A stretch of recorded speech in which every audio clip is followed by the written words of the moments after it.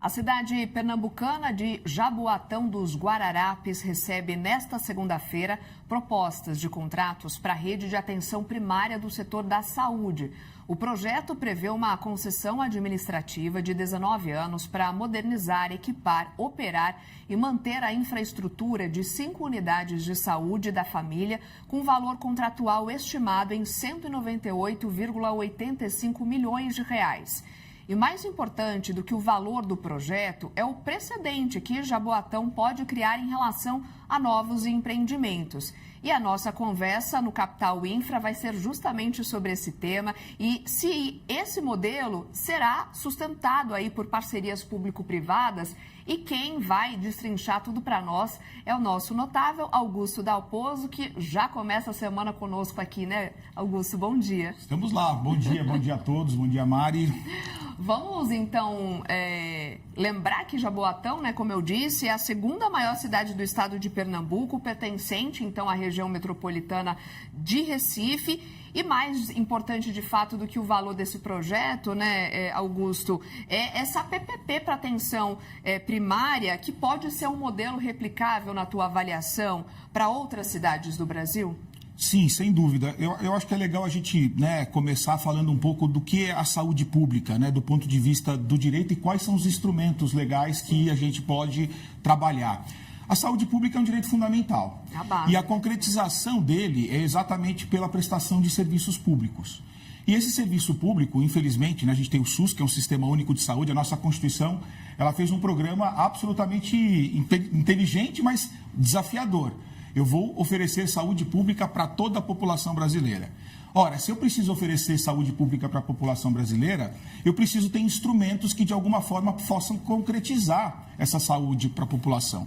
A gente viu no Brasil, nos últimos anos, muito o terceiro setor atuando nesse segmento da saúde, fazendo ali parcerias, contratos de parceria, etc.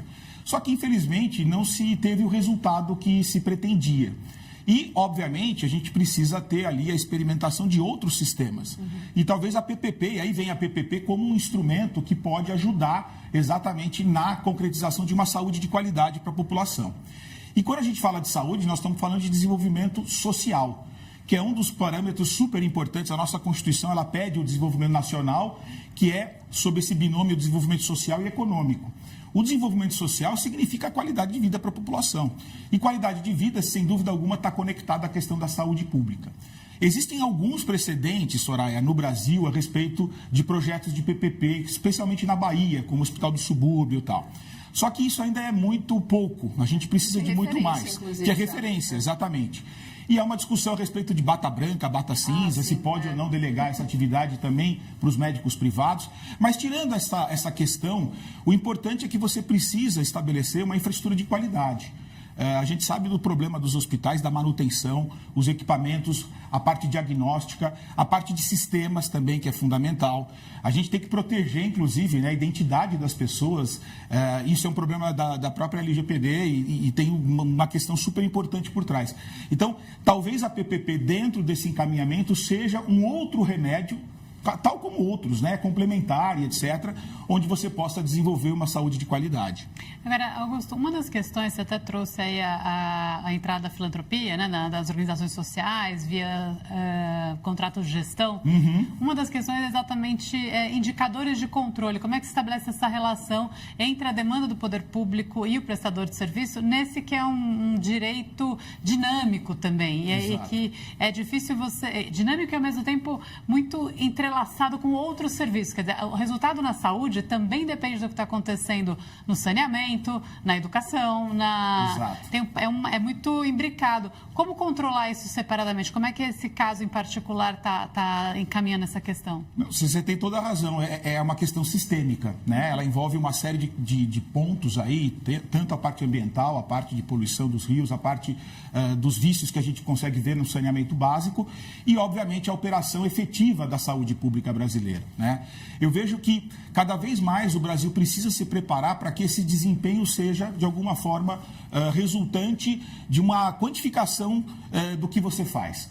Não adianta a gente falar que um modelo é bom, o outro modelo não é bom. O que a gente precisa é verificar na prática o que está funcionando. No modelo do terceiro setor, claro, você tem entidades com muita respeitabilidade, mas infelizmente não foi um modelo que foi bem sucedido no Brasil.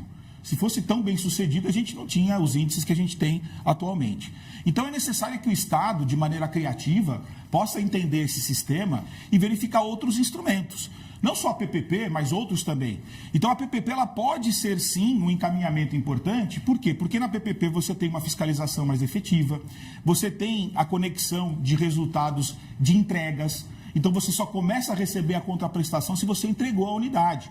E vai existir ali uma fiscalização para saber se a unidade tem qualidade, se está realmente dentro dos parâmetros da saúde pública, da saúde internacional. Então, assim, tudo isso envolve um sistema de controle ainda melhor.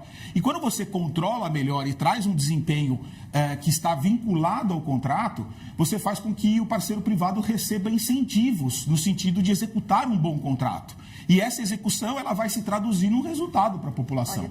Então, essa fiscalização que deve ser feita, e que talvez no terceiro setor não tenha sido feita de maneira tão íntegra, etc., como você já tem uma maturidade de projetos de PPP no Brasil, e você consegue, de alguma maneira, estabelecer riscos, matrizes, você demonstra para o mercado que, olha, se você não trabalhar bem, você não vai receber. E se você trabalhar mal, cada vez a manutenção vai ser maior. Então você compromete esse parceiro privado por 19 anos, 20 anos, e ele está vinculado exatamente a uma prestação de um serviço ainda mais qualificado, porque se ele fizer mal o serviço, a consequência é dele mesmo. Então, me parece, né, que é um sistema que pode funcionar. Claro que não é um remédio para tudo e para todos. É necessário você fazer os estudos e etc. Aqui o BNDES teve uma participação importante em Jaboatão. O IFC também trabalhou em conjunto com o BNDES, porque entendendo o problema, nós estamos falando de quase 56 mil vidas, 56 mil pessoas que vão ser atendidas por essas unidades, e obviamente a gente pode escalar isso se o lugar, se as relações concretas, elas eventualmente puderem ser preenchidas. O projeto inicial era de 34 unidades, foi para 5, por quê? Porque não havia viabilidade de se fazer todas. Então é isso que você precisa poder entender no planejamento da PPP. Saber exatamente qual é o desafio que você tem que atender e como ele pode ser superado. E talvez não seja um único caminho. A PPP pode resolver um problema, mas de repente você precisa de outros mecanismos para também auxiliar essa solução. E aí você falou dois termos importantes, acho que até vale a gente destacar aqui, porque nessas parcerias público-privadas, quando é do setor da área da saúde, né, bata branca e bata cinza, que daí tem tudo a ver com esses temas para até diferenciar os tipos de serviços que serão prestados. E no caso de Jaboatão, eles escolheram um modelo que é bata cinza, ou seja, a iniciativa privada cuida dessa infraestrutura. E médico, enfermeiro, outras decisões ficam com o poder público. Exatamente. Essa é a distinção que se faz entre esses sistemas, né? Existem, como a gente falou, o hospital, né, lá da Bahia, ele tem lá o sistema bata branca, onde os médicos eles são também do parceiro privado. Veja, a questão da política pública, da saúde, tem que estar na mão do Estado. A saúde pública ela é um organograma, um planejamento que é estratégico e que é, obviamente, feito pelo Estado. O que você precisa é de uma atividade de apoio e de infraestrutura. Eventualmente, né, quando você entende que naquele local o modelo mais sofisticado que possa atender a população, ela também exige, eventualmente, mesmo que temporariamente, a contratação de alguns profissionais para apoiar o serviço de saúde, não há problema nenhum. Não há um impedimento legal para se fazer isso. O que precisa saber é se realmente é necessário. Agora, isso não significa, de novo, privatização da saúde, privatização do SUS. Isso está muito longe dessas expressões que muitas vezes caem em questões ideológicas, que não é o caso. E atrapalha o debate. Né? Atrapalha muito o debate. No final das contas, o que você precisa é oferecer saúde para a população. E a saúde pública nunca vai ser privatizada, porque a nossa Constituição ela prescreve que saúde pública é do Estado. Então, o que você precisa é encontrar mecanismos para que haja uma cooperação entre o público e o privado. A gente tentou fazer isso via terceiro setor, talvez não esteja dando tanto certo. Vamos tentar fazer agora mais com os parceiros privados e ampliar, né, a rede de saúde. Porque, no final das contas, nós, como usuários, o que a gente quer? Um serviço de qualidade. Nós queremos ir para um hospital e sermos atendidos, ter um diagnóstico bem elaborado, filas que são enormes, né, de exames, a gente precisa de mecanismo, aparelhagem, você precisa de investimento e muitas vezes, por força da redução fiscal, o Estado não tem condição de promover esses investimentos.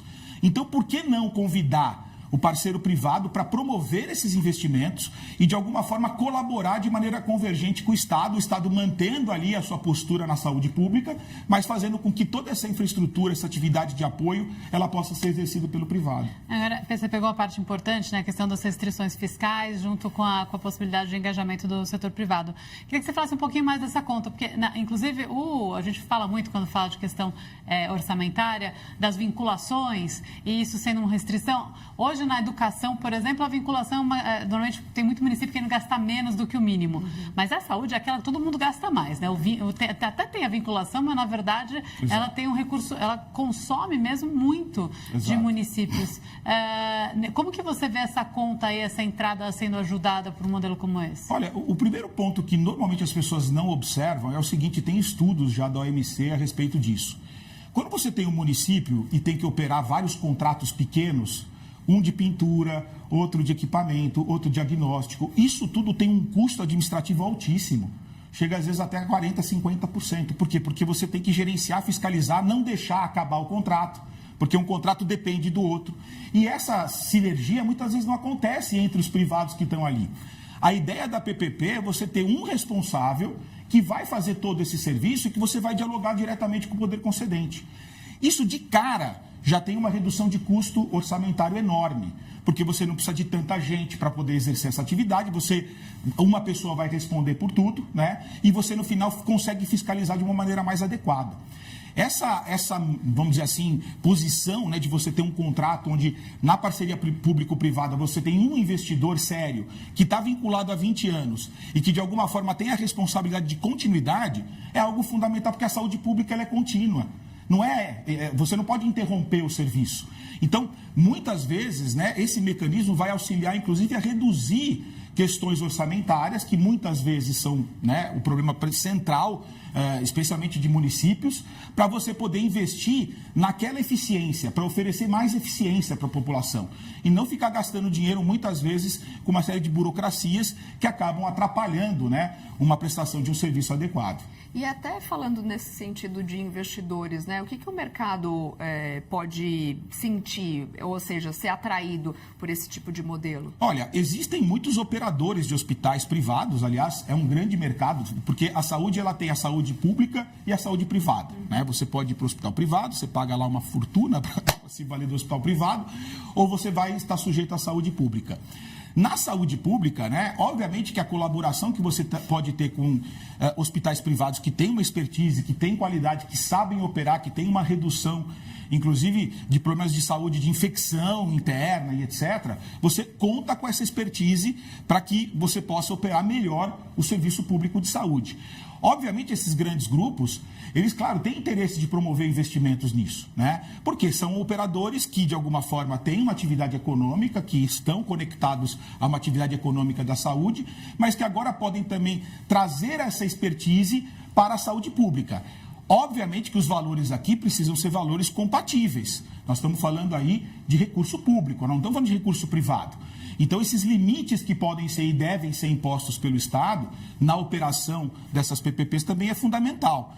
Agora, trazer um operador sério, que saiba realmente fazer o que ele precisa fazer, que tenha condições de investir, que tenha condições de realmente trazer um serviço de qualidade, ele é fundamental. Então, eu tenho uma expectativa muito positiva de que esses projetos eles possam sim, né, junto com outros mecanismos, colaborar para a saúde pública das pessoas. Só que a gente precisa de novo aferir esses resultados. A gente precisa saber, por exemplo, vamos pegar Jaboatão, que é um caso piloto e que está sendo feito já numa outra maturidade contratual e etc.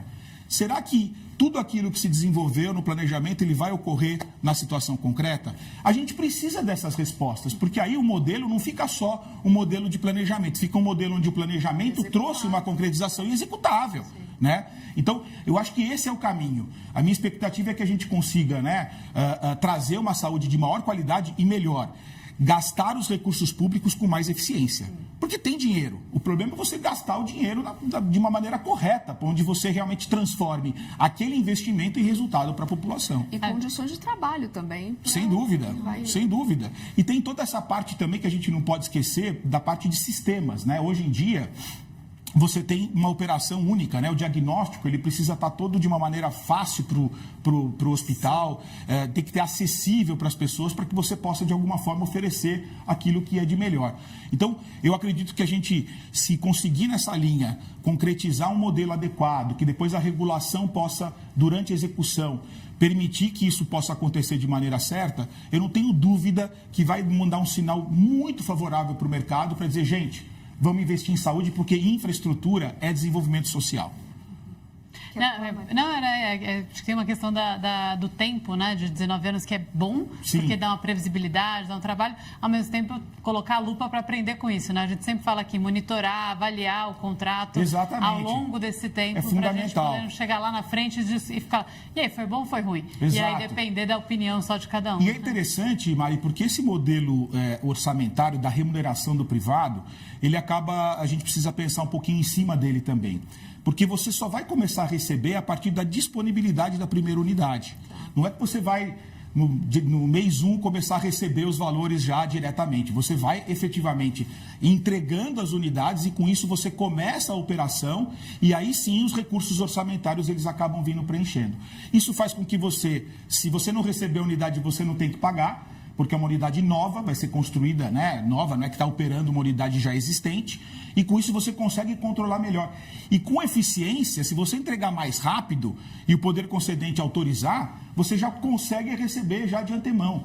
Então, esses 19 anos, dentro do modelo econômico que foi feito, foi o prazo que se entendeu necessário para poder fazer com que a amortização desse capital ele possa ser trazido para o privado. Agora, pode ser que existam modelos, a depender do tamanho do que você vai fazer, que precisam de mais anos, 20 anos, 25 anos, e obviamente na modelagem econômica é assim que a gente vai definir. E amarrar muito bem o contrato, né? Exatamente, você amarra com entregas, com resultado, você amarra com indicadores. Aliás, os indicadores desse contrato são indicadores muito interessantes, né? Você pode fazer ali uma avaliação, inclusive com sistemas que possam ajudar você, com a inteligência artificial, a verificar se aqueles indicadores estão sendo atendidos.